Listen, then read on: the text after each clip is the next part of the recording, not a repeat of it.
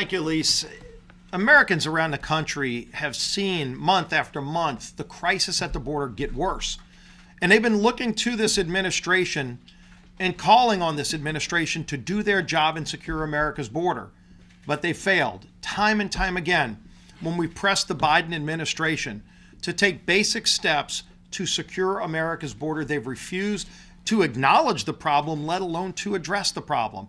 Most of the problems we're seeing at the border were created by Joe Biden himself, starting on his very first day in office as president, when he sent a message throughout the world that America's border is open by doing things like halting construction of the wall, reinstating catch and release, terminating the Remain in Mexico policy, the Northern Triangle agreements. Those were all things that were working to establish a rule of law. America's the most generous nation in the world in terms of immigration policy. We allow more people to come into our country every year legally than any other nation in the world. And yet when you have an undermined rule of law, where more than twice the number of people who are allowed to come in legally every year are coming in illegally, we don't know what the real number is because the Biden administration won't even share it. We know of a number of people on the terrorist watch list who have actually been caught coming across our southern border. We don't know about the gotaways, how many people on the terrorist watch list that are coming here to do us harm, and not just from South and Central America. This is a global problem. Over 140 different countries have been identified having people come over our southern border illegally. This is a national security crisis that is clearly affecting our immediate southern border colleagues in their districts, but it's affecting every district in America. Every town in America is now a border town because President Biden has brought this crisis to them. When they're sending people all over the country by dark of night on buses, on airplanes, not even alerting local authorities to know how many people are going to be coming and where they're going to stay, which schools they're going to be going to.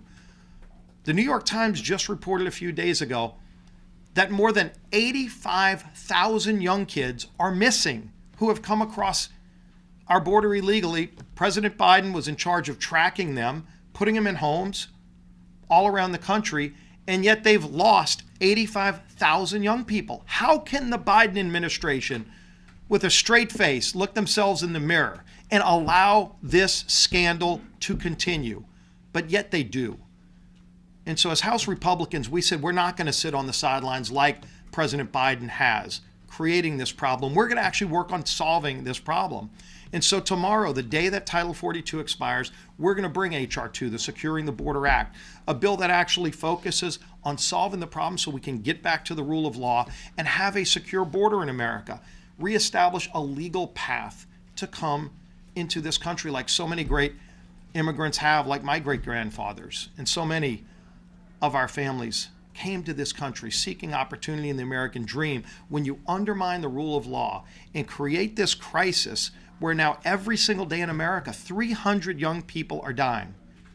Americans are dying because of the drugs being brought across our southern border because Joe Biden has turned operational control of our southern border over to the Mexican drug cartels. He's allowed it to happen. We've embedded, I think all of us have gone down to the border. Most of our conference members have gone down to the southern border. I've embedded with Border Patrol agents. They'll tell you what the problems are. And in fact, we've listened and taken a lot of those ideas and put them into this legislation. We worked with all members of our conference to come up with a bill that will actually solve the problem. And what does the president do? He issues a veto threat because he wants an open southern border. The American people are sick and disgusted by this dereliction of his duty. So that's why Congress has acted, just like we did to address the debt ceiling 2 weeks ago. This is something we've been working on for months. Speaker McCarthy reached out early in our new majority to the president to address the debt ceiling before the midnight hour. You know, as Janet Yellen can pick the X date and maybe it's June 1st, we didn't wait. We started taking action. The president said that he would meet with Speaker McCarthy. It had been about 3 months had gone by where the president was in hiding. And finally yesterday, as we're just days away from hitting that X date, does he finally sit down with congressional leaders and still doesn't have any plans that he's put on the table as an alternative to what we passed. We passed a bill through the House. There is no bill in the Senate. I'd love to see the bill Chuck Schumer has to address the debt ceiling crisis, but I guess he wants default because he won't even bring a bill to the floor to pass on his own. And so if he wants default, we don't. And so we took action to address this crisis. And it's not just the debt ceiling crisis, where the credit card of the nation was maxed out by Joe Biden's spending over the last 2 years. It's also the spending problem in Washington that got us here. We addressed that too in our bill, with real reforms to spending, with actual economic growth so we can get our economy moving again, to get people back to work, paying into the system so we can strengthen programs like Social Security, which have been undermined under the Biden policies. So I would encourage the president to not just sit and call people names and spread misinformation about the legislation that was passed. If he doesn't agree with our bill, he needs to put his own alternative on the table about how to solve Washington's spending problem as we're dealing with the debt ceiling.